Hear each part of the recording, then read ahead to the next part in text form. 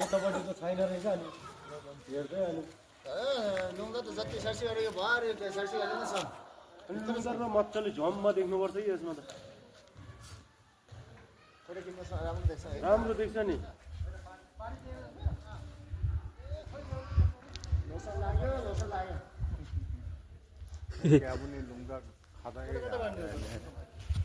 यतै ए साइडमा अब यसमा गाडी छ यो चाहिँ यार किन ठिक्क हुन्छ यो यसमा बाँधेर यसमा चाहिँ कता बाँध्ने त खै